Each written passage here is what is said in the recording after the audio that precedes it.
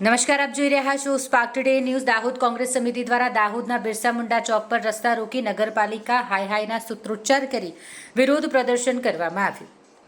ટ્રાફિકથી ધમધમતા એવા રસ્તા પર રસ્તા રોકો આંદોલન દાહોદ કોંગ્રેસ સમિતિ દ્વારા કરવામાં આવ્યું। તેમણે જણાવ્યું કે દાહોદ શહેરમાં આવનાર ગણેશ ચતુર્થી અને ઈદે મિલાદુન નબીના પર્વને ગણતરીના જ દિવસો બાકી છે, ત્યારે દાહોદ શહેરના રસ્તાઓ બનાવવાની માંગ કરી છે। સાથે સાથે દાહોદ શહેરની પ્રજાને પણ સ્થાનિક વહીવટીતંત્ર સામે વિરોધ કરવા ઉશ્કેરવામાં આવ્યા છે। દાહોદ સ્માર્ટ સિટીની જાહેરાત વર્ષ 2017માં હર્ષોલ્લાસ સાથે અને નાસ્તે ગાસ્તે કરવામાં આવી હતી અને તેને પણ વર્ષો વીતી ગયા છે, પરંતુ હાલ સુધી કોઈ પણ કામગીરી કરવામાં આવી નથી અને દાહોદ નગરની પ્રજાને પણ કોંગ્રેસ સાથે રહી આંદોલન કરવા આમંત્રણ આપવામાં આવ્યા। કેન્દ્ર સરકાર દ્વારા સ્માર્ટ સિટી બનાવવા માટે કરોડો રૂપિયા ફાળવવામાં આવ્યા છે અને કરોડો રૂપિયા ક્યાં ગયા એવા આક્ષેપો કોંગ્રેસે કર્યા છે। દાહોદ સ્માર્ટ સિટી નહીં પરંતુ દાહોદ ખાડા સિટી તરીકે જાહેર કરી દેવામાં આવે તેવી કોંગ્રેસ દ્વારા માંગ કરવામાં આવી છે। હાલ રસ્તાઓ બનાવવામાં આવે તે માટે કોંગ્રેસ દ્વારા આ રસ્તા રોકો આંદોલન કરવામાં આવ્યું હતું।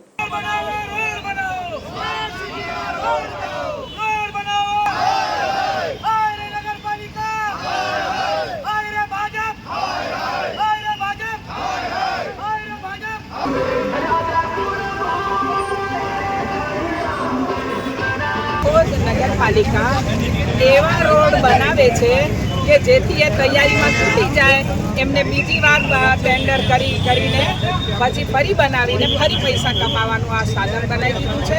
અને ભાજપ સરકાર અને ભાજપની નગરપાલિકા, રાજ્ય સરકાર બધા એવું માને છે કે દાહોદના લોકો તો અમને વોટ આપવાના જ છીએ, એટલે ગમે તેટલો ભ્રષ્ટાચાર કરીશું તો બી દાહોદના લોકો ભાજપને વોટ આપવાના છે। એટલે દાહોદના લોકોની તકલીફ ભાજપની સરકારને કે આ નગરપાલિકાને દેખાતી નથી। અમે લોકોની સાથે છીએ અને અમે લોકોને જાગૃત કરવા આવ્યા છીએ।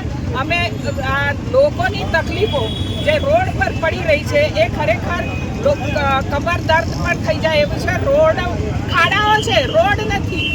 ક્યાંક તમને રોડ દેખાય તો એ અપવાદ હશે, ખાડાઓ જ છે।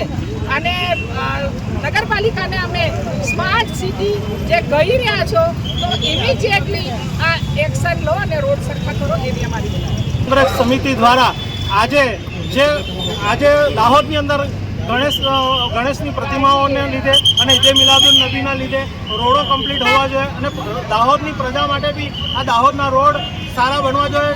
સ્માર્ટ સિટીની જે જાહેરાત 2017માં કરેલી, આજે 8-9 વર્ષ થઈ ગયા છે સ્માર્ટ સિટી। હું દાહોદની પ્રજાને પૂછવા માંગુ છું કે શું આ દાહોદને તમે સ્માર્ટ સિટી ગણો છો? અને નથી ગણતા તો જવાબદાર વ્યક્તિઓ સામે તમે કેમ આંદોલનમાં તમે સાથ નથી આપતા? તમે દાહોદના લોકોને સહન કરવાની આદત પડી ગઈ છે। આ લોકો જાડી ચામડીના થઈ ગયા છે। 1000 કરોડનું પેકેજ આવ્યા છતાં પણ 750 કરોડ રૂપિયા દાહોદમાં વપરાયા છે, દાહોદના વિકાસ માટે વપરાયા છે। તો આ 750 કરોડ રૂપિયા ક્યાં ગયા? આજે રોડના નામે ખાડા છે।